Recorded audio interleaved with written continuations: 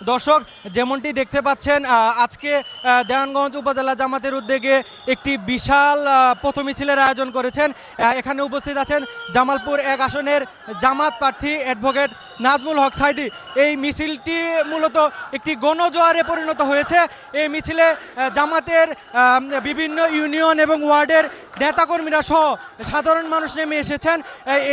এই জামালপুর 1 আসনেও বিএনপির যিনি প্রার্থী রয়েছেন এম রশিদুজ্জামান মিল্লাত, তিনি অনেক হেভিওয়েট প্রার্থী, কিন্তু আমরা আজকে জামালপুর 1 আসনে মহিলাদের সকালে একটি মিছিল দেখেছি, সেখানে অসংখ্য মানুষের উপস্থিতি লক্ষ্য করেছি। পাশাপাশি বিকালে যে উপজেলা জামাতের পুরুষদের যে মিছিলটি দেখতে পাচ্ছি সেটিও গণজোয়ারে রূপ নিয়েছে। অনেক রাজনৈতিক বিশ্লেষক এবং সাধারণ মানুষ ভাবছেন এই জামালপুর 1 আসনে একটি প্রতিদ্বন্দ্বিতামূলক নির্বাচন হবেন এবং আপনারা যদি দেখায় মানুষের যে ভিড় একেবারে পুরো দেওয়ানগঞ্জ বাজার ছেয়ে নিয়েছে। মানুষের এই উচ্ছ্বাস নির্বাচনী প্রচারণাকে আরও দ্বিগুণ উন্মাদনায় পৌঁছে দিয়েছে।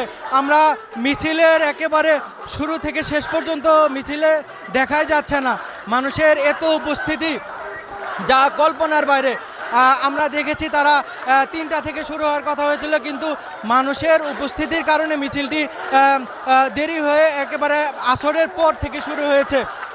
এত বিশাল মিছিল এই আসনে 17 বছর তারা রাজনীতির মাঠে যে বাইরে ছিল, এখন 17 বছর পর তারা এই রাজনীতির ময়দানে ফেরার পর তারা উন্মুক্ত পরিবেশে আসার পর এই মিছিলটি প্রমাণ করে জামালপুর 1 আসনের জামাতের একটি বিশাল জনপ্রিয়তা তৈরি হয়েছে।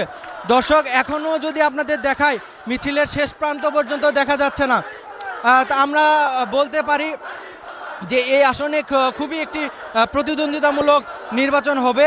ধানের শীষের প্রার্থীর সাথে জামাতের প্রার্থীর একটি প্রতিদ্বন্দ্বিতামূলক নির্বাচন আশা করছি।